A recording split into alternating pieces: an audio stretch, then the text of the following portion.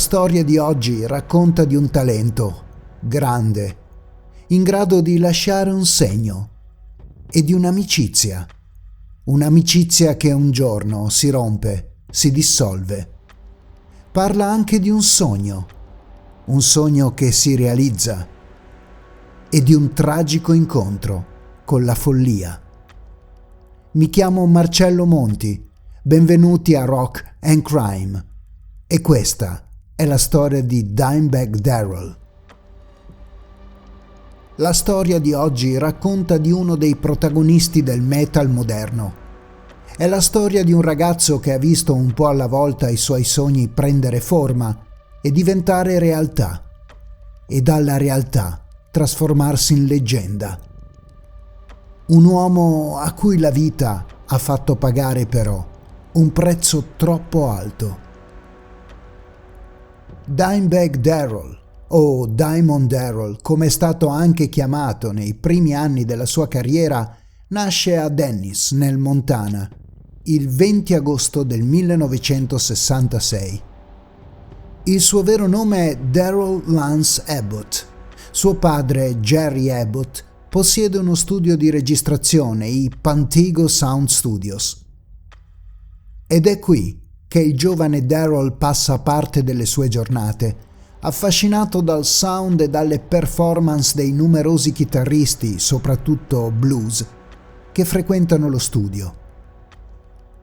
Ma la vita, si sa, è un susseguirsi di momenti, di occasioni e di incontri. E la svolta definitiva per il giovane Darrell avviene nel 1978, quando vede e ascolta per la prima volta i Kiss. Rimane folgorato dal lavoro chitarristico di Ace Frehley, che diventa ben presto il suo idolo, e coinvolge in questa sua nuova passione anche suo fratello, Vinny. Da questo momento in poi, la vita per i fratelli Abbott cambia per sempre. Decidono di imparare a suonare e chiedono al padre in regalo i primi strumenti. Jerry compra ai ragazzi una batteria, che si dimostra lo strumento ideale per Vinny. Darrell, invece, chiede al padre una chitarra per poter così definitivamente seguire le orme del suo idolo, Ace Frehley. Il giovane Darrell inizia a suonare completamente da autodidatta, ma la passione è tale che diventa ben presto molto abile nello strumento, tanto da cominciare a concorrere in alcune competizioni per chitarristi esordienti. Ed è proprio con i soldi vinti in alcune di queste gare che compra il materiale necessario per formare le sue prime, ambiziose band. Come spesso succede, il primo problema è trovare il nome giusto, un nome che colpisca e che sia anche facile da ricordare. Questo nome, dopo vari tentativi, arriva. La sua band si chiamerà Pantera.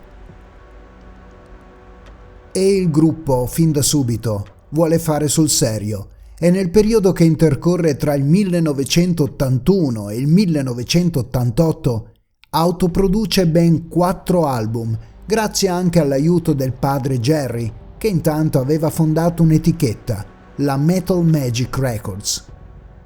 L'entusiasmo quindi per i Pantera non manca. Il problema però è un altro. Il problema è il sound. Questi primi lavori strizzano l'occhio, come prevedibile, ai Kiss e ad altri gruppi che in quel momento sono in testa alle classifiche. Il look è decisamente di taglio glam, con tanto di rossetto, lacca nei capelli e colori sgargianti. Il problema però è la qualità dei brani, che mostrano una scrittura musicale molto acerba, canzoni che non riescono a lasciare il segno. Ma i Pantera sono ostinati e il cambiamento arriva dopo il terzo album. Darrell e soci iniziano ad ascoltare musica diversa, più dura, più forte, più pestata. Entrano nelle loro case Slayer, Testament, Metallica e altri. I Pantera iniziano davvero a picchiare duro. Ma a questo punto è necessario cambiare il cantante. Il loro singer, Terence Lee Glaze, ha caratteristiche vocali troppo legate al glam per reggere il nuovo sound. La scelta cade su di un ragazzo di New Orleans, proveniente dalla scena hardcore. Si chiama Phil Anselmo. Con la nuova formazione, il gruppo pubblica nel 1988 un album intitolato Power Metal. È l'inizio di una nuova storia. Anche se il disco risulta ancora un po' acerbo, la scena musicale si accorge finalmente dei Pantera. Arriva un nuovo contratto discografico, questa volta con una major, la ATCO. Addirittura Darrell viene contattato da Dave Mustaine per entrare nei Megadeth, uno dei gruppi principali dell'epoca. È un'occasione d'oro, ma clamorosamente il chitarrista rifiuta. Il successo deve arrivare insieme al fratello Vinny. Arriviamo così al 1990 ed è l'anno in cui i Pantera sfondano letteralmente le porte del successo. Esce Cowboys from Hell, il loro primo capolavoro, con il quale iniziano a girare i grandi eventi metal. Ma soprattutto spariscono definitivamente le influenze glam, sia nel suono che nel look dei componenti. I Pantera si presentano più moderni ed aggressivi.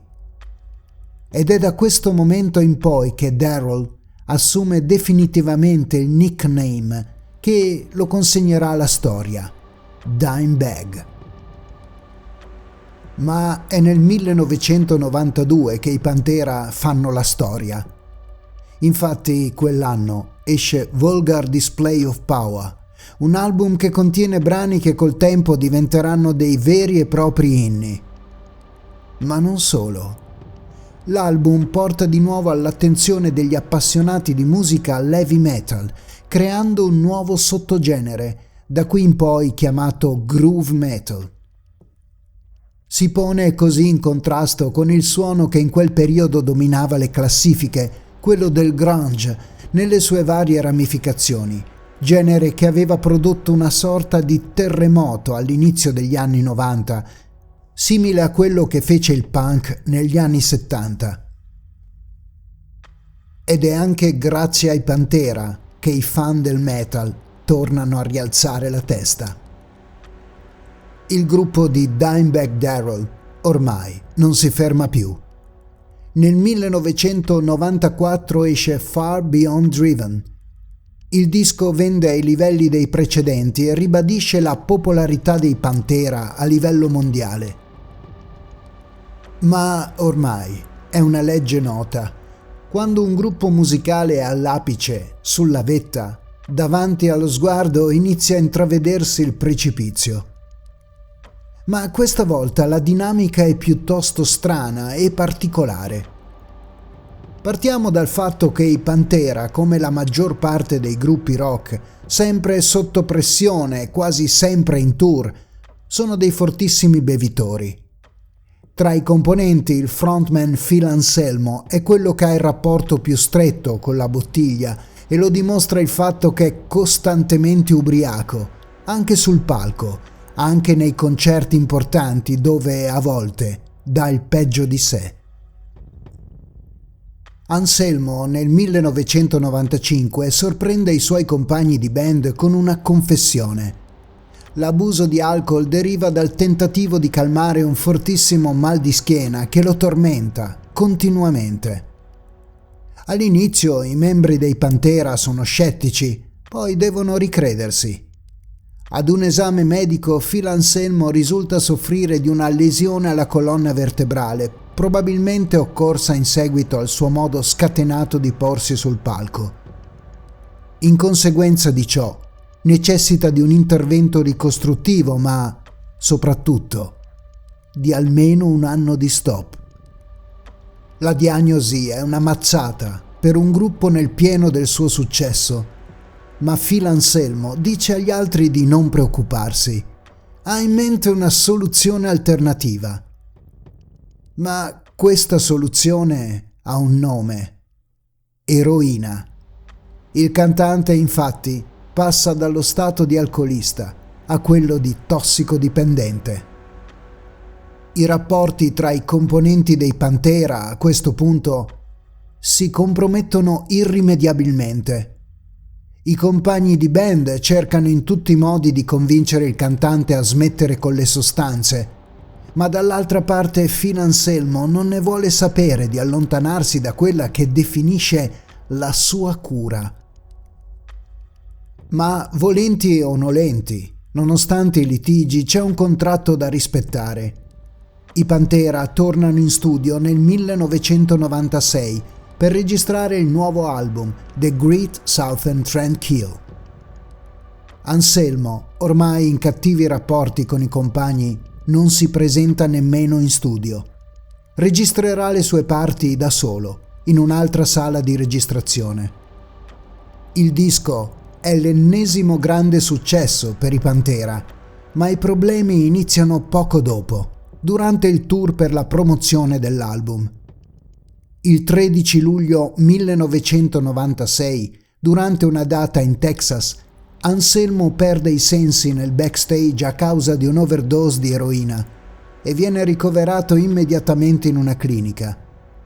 Riesce miracolosamente a riprendersi ed è a quel punto che Dimebag, insieme al fratello Vinny, lo pone davanti a un bivio: o smettere o abbandonare la band. Ma il cambiamento è molto lento. Phil Anselmo andrà in overdose ancora almeno un paio di volte e poi deciderà di intraprendere un percorso di disintossicazione. Comincia ad assumere metadone e inoltre i medici gli prescrivono un busto ortopedico da indossare per cercare di calmare i dolori di schiena che continuano costantemente a tormentarlo. I membri dei Pantera decidono di dare il tempo a Phil Anselmo di rimettersi in sesto e questo provoca un inevitabile rallentamento nel percorso musicale e discografico della band. Viene comunque pubblicato un nuovo album, un live, nel 1997, confidando in un pronto recupero del frontman. Non sarà così. Anselmo, dopo la disintossicazione, decide di allontanarsi dai compagni per seguire nuovi progetti. A questo punto anche Dimebag Darrell decide di non aspettare e coinvolge i rimanenti componenti in un progetto parallelo chiamato Rebel Meets Rebel. Ma il pubblico del rock e del metal in particolare vuole i Pantera. La tanto agognata riunione della band avviene nel 2000. Viene dato alle stampe Reinventing the Steel, che diventa presto disco di platino. Ma i conflitti interni non si placano.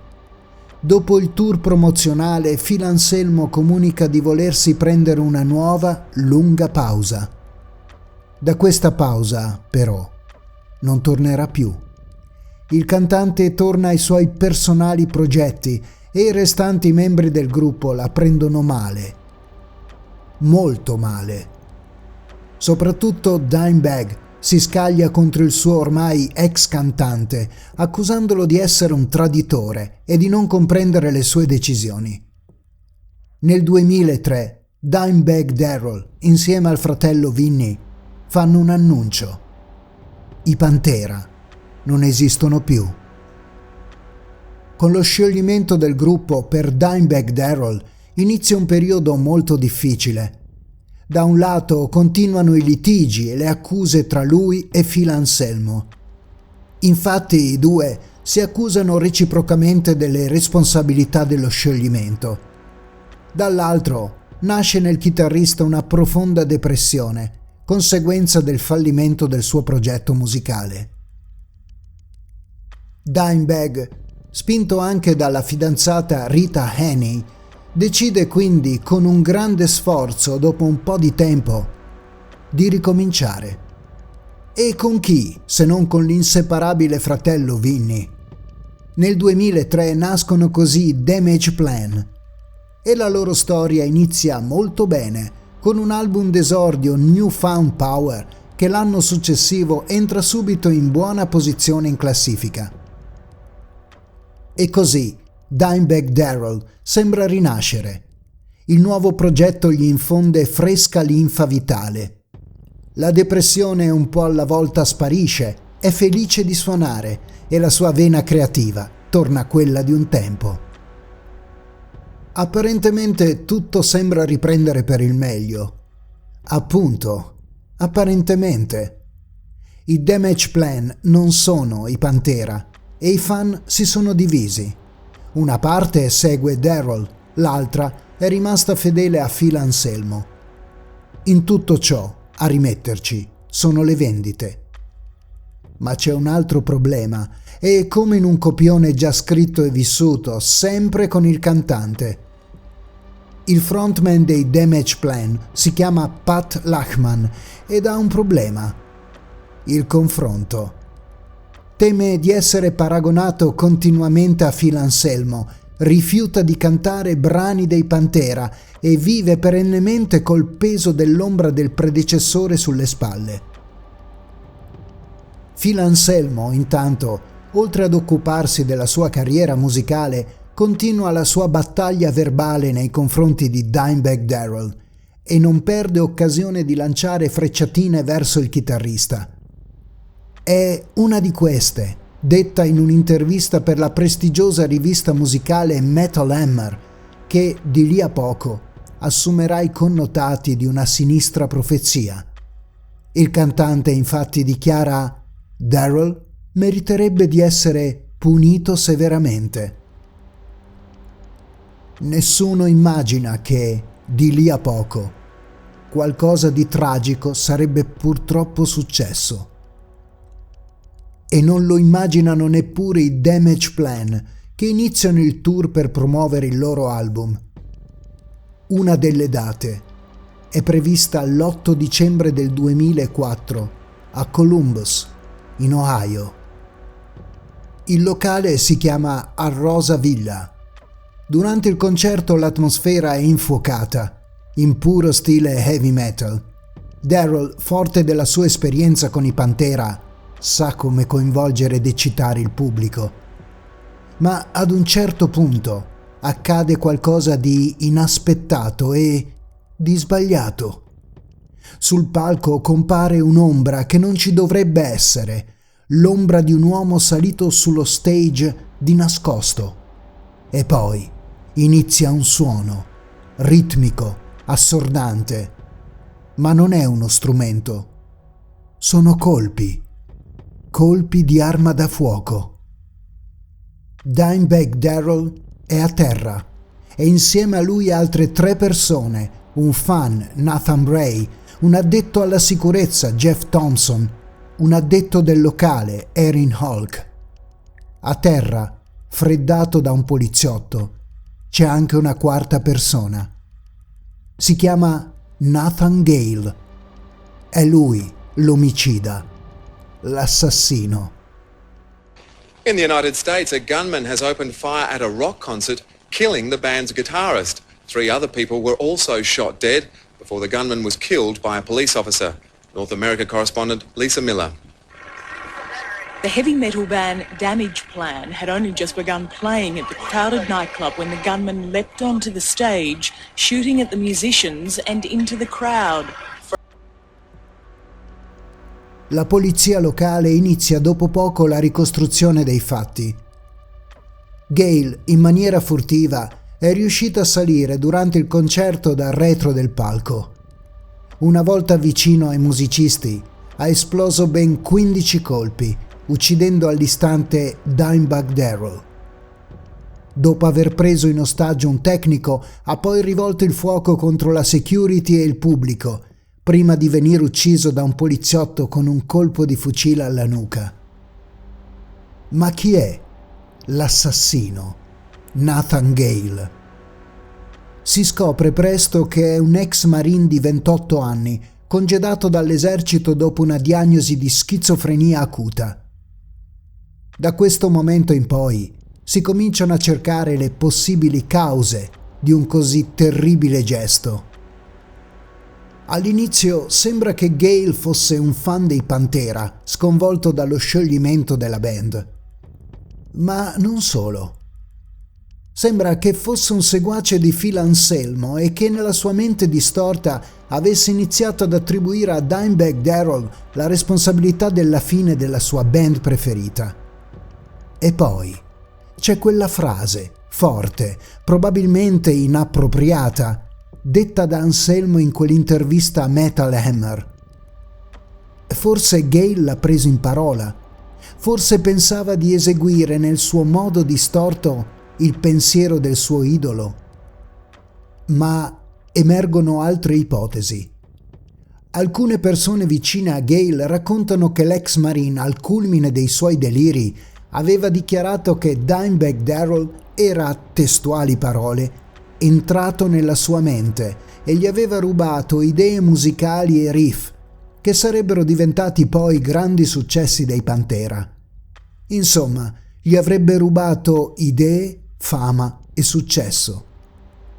E non solo Darrell.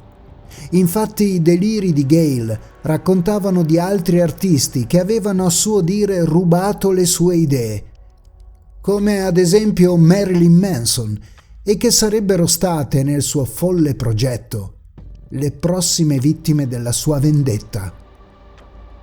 E viene alla luce anche un inquietante precedente tra Dimebag Darrell e Nathan Gale. Infatti, si scopre che qualche mese prima l'ex Marine si era già introdotto nel palco dei Damage Plan mentre era in allestimento.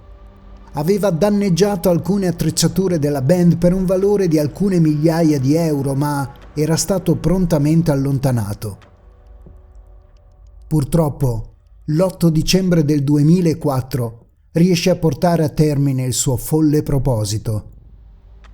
Dimebag Darrell cade vittima del disegno criminale di Nathan Gale e muore sul palco, abbracciando la sua chitarra. Aveva 38 anni. Nei giorni seguenti, tutto il mondo della musica, non solo quello del metal, lo celebrerà. Le riviste specializzate lo classificheranno come uno dei chitarristi più influenti della storia del rock. Le celebrazioni continueranno negli anni successivi.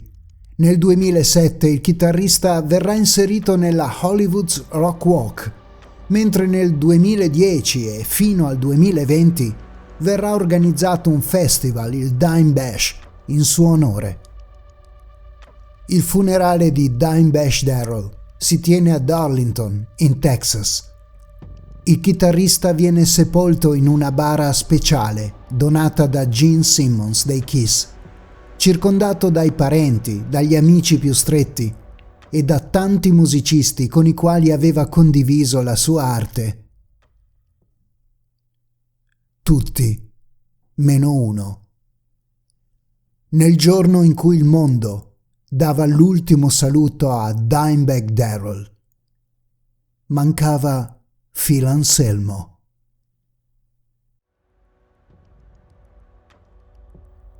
Marcello Monti vi saluta e vi dà appuntamento ad una nuova storia di Rock and Crime.